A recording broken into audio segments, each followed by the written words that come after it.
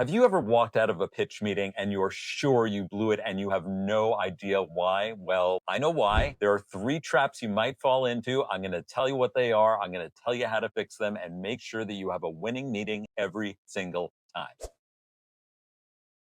Okay, here's the first trap. It's happened to all of us. You get a really difficult question. You don't know what to answer. So you start talking and you can see it's not landing. You can see it in their face, feel it in the room. So you just keep talking. You figure maybe I'll give another example. Maybe I'll talk faster so I sound smart. But what you should do is the exact opposite. Give it a pause. We've all heard that phrase, right? When you find yourself in a hole, first thing is stop digging. It's really hard to take that pause, but you don't know what they're thinking. Maybe they didn't understand and they'll ask you to clarify. Maybe they did actually understand and you'll have a good conversation. Maybe they'll forget what they asked and they'll just move on to another question. But that's actually really hard to do. But pausing takes strength. It will communicate that you are confident to be there. And if you just keep talking faster and give more and more examples, the listener gets bored and it communicates weakness. So the trick is don't be afraid to take that pause and let them let you know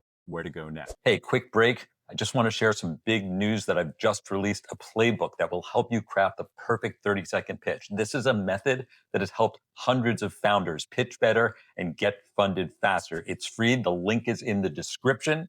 And while you're at it, we're releasing content faster and faster. So please hit subscribe so you don't miss any of it.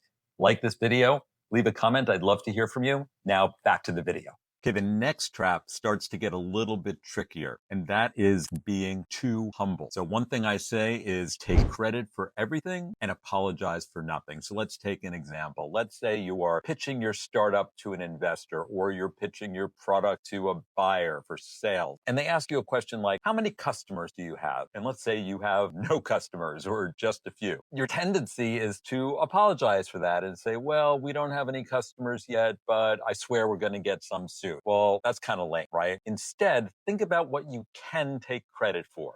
Well, if you're a startup, as a good example, if you don't have actual paying customers, maybe you have pilot customers who aren't paying, who are demonstrating a proof of concept. Maybe you don't even have those yet, but you have built a demo product that you are now doing customer discovery. Maybe you don't even have a product, but you've done customer interviews to validate demand for this. There's so many different ways. And honestly, I think if you're a startup founder and you've just started the company, you've quit your job and you've incorporated a company, that alone is something to be proud of. But once you start apologizing, why should anyone believe you on anything else? They want to invest in a company. They want to buy from a company who is proud of their accomplishments, that gives them the backbone to actually take a risk on you. So being too humble is lethal. You can take anything that you've accomplished, turn it around and make it an accomplishment. Be proud of it. So I'm glad you stuck around for this last trap, because it is the exact opposite advice of what most people will give you. And that trap is being too confident, having too much conviction. So look, you, for the last thing, should be very proud of everything you've done, but you don't know everything. In fact, if you're a startup founder or selling a new product, everything could change on a dime. And if someone calls you out on that and asks you a question, what happens if this, or what happens if that, or aren't there other competitors here? The worst thing you can say is dismiss that question and say, well, we don't have any competitors, or, well, I can do it better than anyone else. That is so arrogant, and people don't like hearing that. They want to know that you're going to be a